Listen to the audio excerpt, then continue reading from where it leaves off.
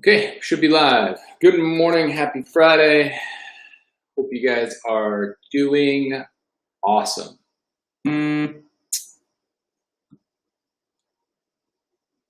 Happy birthday to Big Jerry. Today, Jerry was born at 6:40 in the morning, and we are going to go do some fishing. Without the G on the end, fishing. Morning, Becky. Taking Jerry, Joe, Beth, and I are going up and doing a friend of a friend has a fishing boat, so we're going to go do some salmon fishing. We're going to go salmon fishing, brown trout fishing, lake trout fishing. Apparently, the salmon aren't doing great. Like they're not good. They're not hitting the bait lately. But I guess the lake trout are on fire. That's exciting. And Becky, you got to check out Knock, like a knock, arrow knock on. They have some really cool stuff for the beginner compound bow enthusiast. Knock on. That's what today's shirt is brought to you by. No affiliation. Just Dudley's a cool guy, part of the Black Rifle Coffee family. And he's got some awesome products over there. But we're going to cut to the chase because today we're talking about, good morning, Mother. We're talking about fat because we talked about carbohydrates yesterday. We talked about protein the day before. So why not talk about fat today? All right, so I got a lot of stuff. So we're going to start with the bottom of my page and work backwards. So is fat good or bad? You're welcome, Becky. But do it after this. You know, don't knock on now because he's got a lot of really cool. He's a phenomenal archer. Is fat good or bad? When consumed as part of a conscious part of when consumed as a conscious part of any plan, it can be very good. I eat over 100 grams of fat a day, and most people are like, "Oh my God, that's disgusting. How are you not getting fat?" Well, it's funny you say that because your knowledge is based on what has found to be an extreme study. So this gentleman named Ansel Keys, back in the day, honestly back in like the 60s, did a study and he wanted to compare saturated fat intake to, cardiovascular disease. And he was doing it from a complete researcher bias, which in the nutrition world, you're always going to have that. You're not going to have a vegan company do a quality research meat consumption study and post those results. Like they're going to skew the results to fit their narrative because that's just the way that unfortunately the nutrition world works. And it's the same thing. The dairy industry pays a lot of money to make sure that, they tell you that milk is good for you and that really a lot of people aren't lactose intolerant when 2/3 of the population are. So Ansel Keys did this study. The American Heart Association took that, ran with it, and then we created this whole thing about low fat, no fat, saturated fat is bad, all of this stuff, right? And that started in the 60s and the 70s, and it just skyrocketed. So what did that do? Well, fat is a huge flavor piece of a lot of meals. So when you take that away, what do you replace that with? Sugar or corn syrup or something added to give it some new flavor.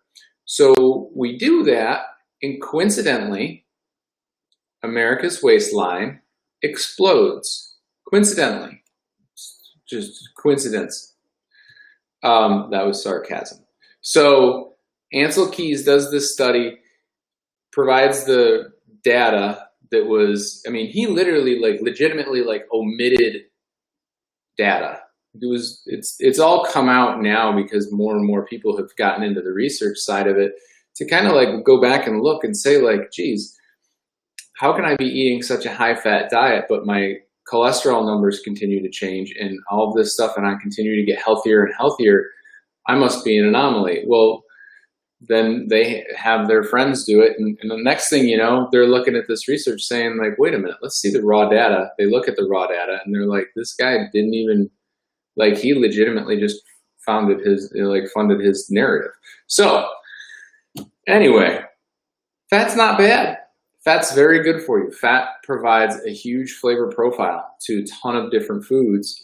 But again, you have to still account for it. When you're cooking with oils, you have to know, if I'm putting butter on my steak, how much is a tablespoon of butter? Or if I'm cooking my asparagus with butter, I gotta know, is there any good fat in potato salad? No.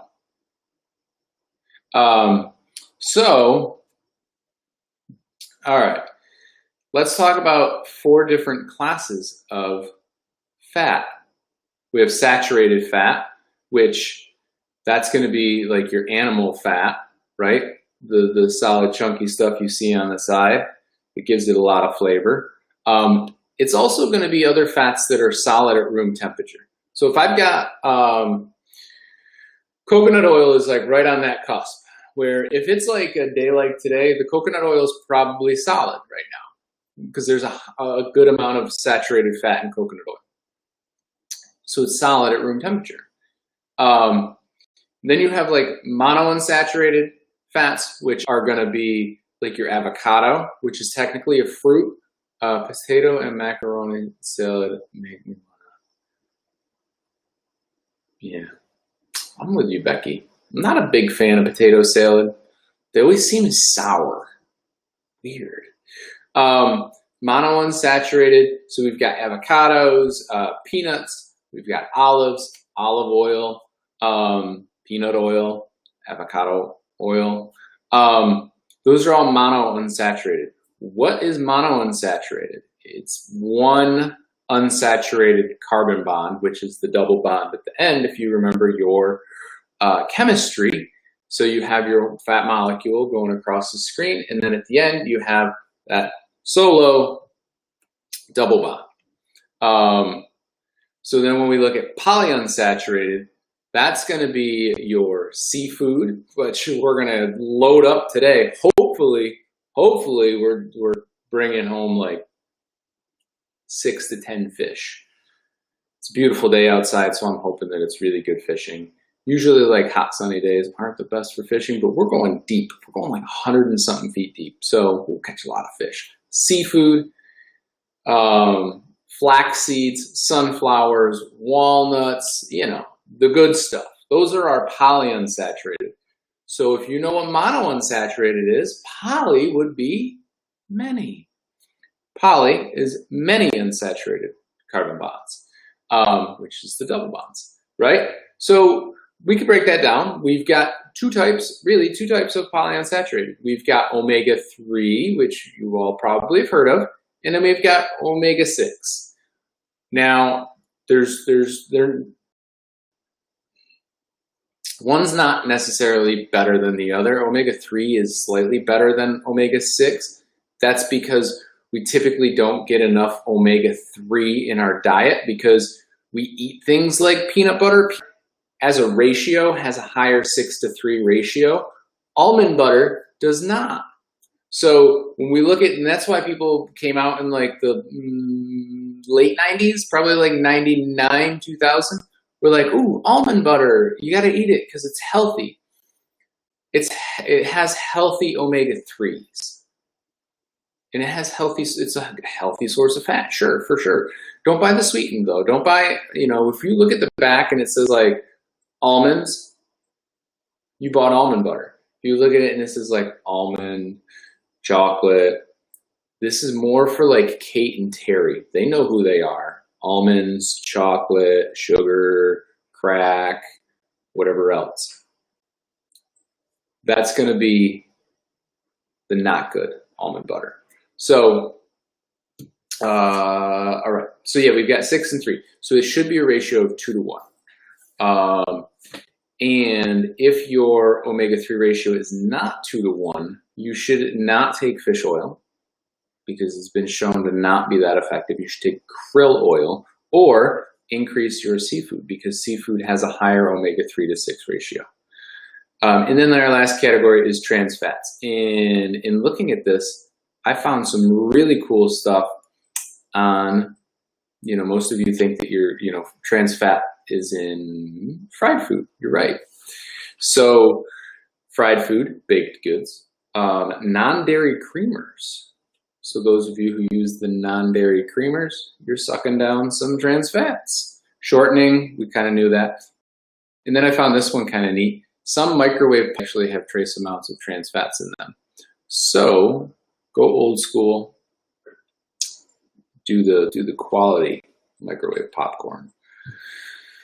Yeah, so there you go. So those are our categories of fat. Fat is not bad, fat is good, but it has to be the right portion. And the way that you can figure that out is based on the numbers we talked about with protein, based on the numbers that we talked about with carbs, put those two together, and then take whatever is remaining, and that is going to be the amount of calories you need from fat. And next week, we're going to teach you how to do that.